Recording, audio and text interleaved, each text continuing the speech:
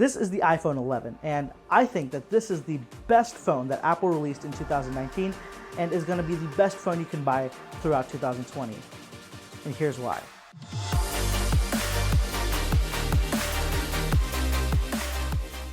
So the iPhone 11 and 11 Pro are two of the major variants that Apple launched this year. So they're the two product lines. There is a third version, the Pro Max, but the Pro and Pro Max share the same feature set.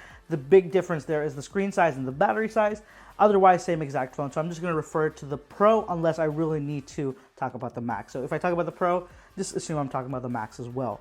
So the iPhone 11, iPhone 11 Pro, these are the two phones that that you're going to be comparing for. If you're buying an iPhone, a brand new one, these are the latest ones that Apple has to offer.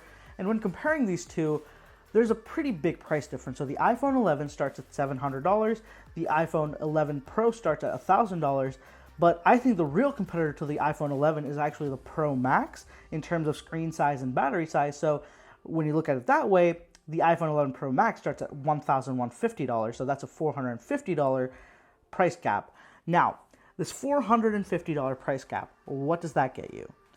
Now, I'm not exaggerating. I'm not making this up. There's only two key differences. Number one, you've got the AMOLED display. So you've got an amazing screen, definitely a very good screen, but it looks pretty much the same when you look at the shape of the screen. It's got the same size notch, all that stuff. The one thing that is very different about it is the AMOLED panel. It looks amazing. It gets a lot brighter. Colors are just a lot nicer. Overall, the display is just a big step up. The second thing is a telephoto camera. So that is the third lens that is on the iPhone 11 Pro. So I'm sure pretty much everybody has seen photos of the iPhone 11 and 11 Pro. The 11 has two lenses on the back. The 11 Pro and Pro Max have three lenses on the back, and that third lens is the telephoto lens. Now, those are honestly the only two hardware key differences between the two. And of course, battery. Battery is going to be different in all of them because of their sizes. That's something I'll talk about a little bit later on. Now, here, what I'm going to tell you is a little bit hypocritical, I feel like, because I'm personally using the iPhone 11 Pro Max, even though I do have an 11.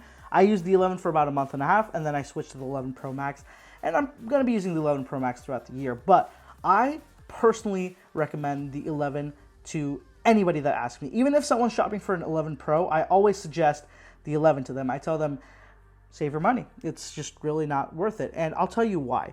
The biggest reason I have to give you is that they have the same exact processor, the processing power, everything, the same exact thing.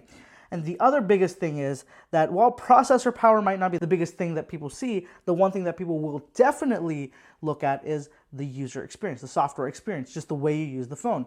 The 11 and 11 Pro have absolutely no differences. They're the same exact thing to use.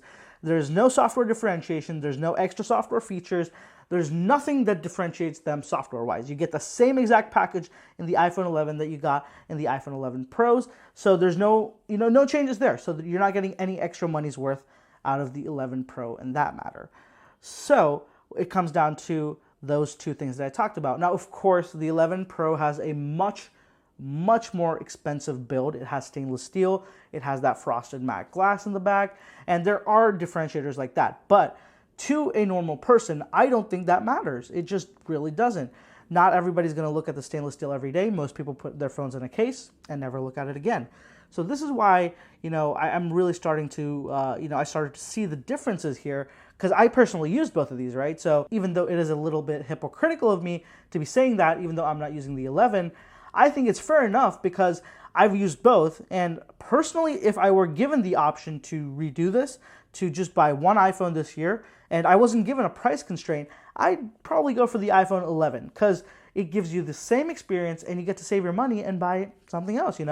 With a price difference, you can still buy AirPods Pro and have a couple $100s left over. And I think that's a pretty significant consideration that you might want to put into your purchase. Now, let me also talk about some of the other things that are the same. So I did talk about the processor and the software experience, and I'm not kidding. They're both the exact same thing. One thing that is a big advantage if you do go for the iPhone 11 Pro Max is that it has a better battery life. Now, is it very drastic compared to the 11? No. But it's definitely there. I've noticed it. I personally use both of them, and the Pro Max battery life is definitely, it just gets you that last extra bit that the 11 doesn't. And for some people, that could just make the difference. Personally, it does for me. That's why I'm sticking with this phone. But if you can't destroy your normal phone's battery right now, I don't think you're going to be able to. I use my phone a lot. I get 8.5 to 9 hours of screen on time on most days. So that much usage is what gets me an hour, the 1 day of battery life. If you use anything less than that, you should be good with the iPhone 11. You're going to get a full day's charge, maybe even a day and a half too, depending on your usage. Another thing that is absolutely the same is the Face ID. So this year, Apple updated Face ID across the board. So every new iPhone, the 11 and the 11 Pro and the Pro Max, all have brand new Face ID sensors. They're not a huge jump up from the XR and the iPhone XS, but there is a difference.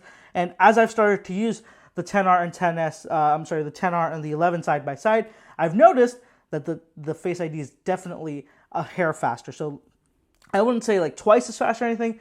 It's about, I'd say 20% faster. So it's noticeable, but the real advantage here is that it definitely picks up from more extreme angles compared to the first gen Face ID. Another thing is technically, both the 11 and the 11 Pro have the same IP rating. They both got an IP68 rating, but the Pro Max is definitely, it was tested at 4 meters for 30 minutes compared to the 2 meters of the iPhone 11. So both of them were submerged for 30 minutes. The 11 at 2 meters, the Pro and Pro Max at 4 meters. That's a little bit of a difference there, but they do have the same rating. To get the 68 rating, there's a minimum requirement. Both the phones meet it. Moving on, talking about some of the other features that the 11 has. The 11 Pro has Dolby Atmos, spatial audio, new connectivity like gigabit internet, all that stuff.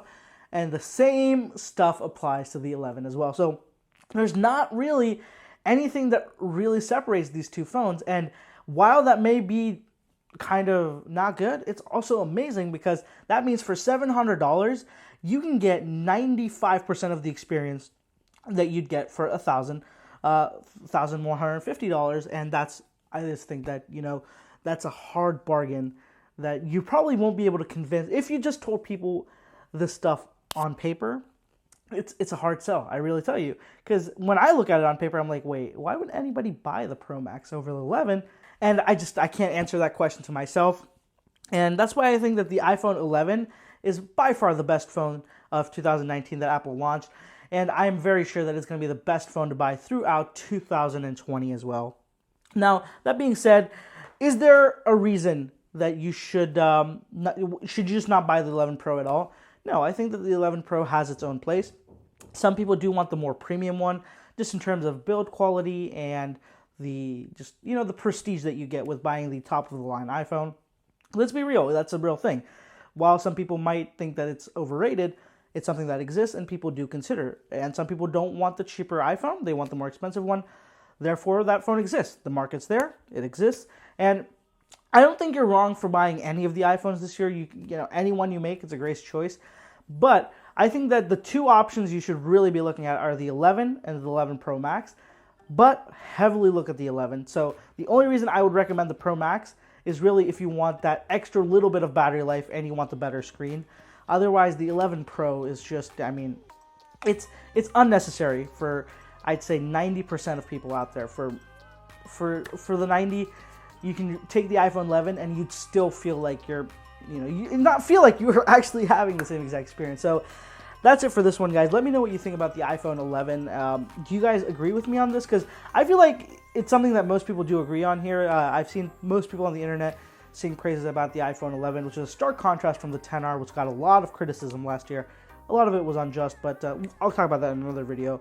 Let me know what you think. And if you did make a purchase of an iPhone this year, let me know which one you got and what your thought process was behind that, because that's what I really like to hear about is, what someone else's thought process was when buying their phone. If you have any more questions, feel free to ask me down in the comments below. And if you haven't already, subscribe to me on YouTube and follow me on social media. I have all the links down right here. Thank you so much for watching, guys. I'll catch you in the next one.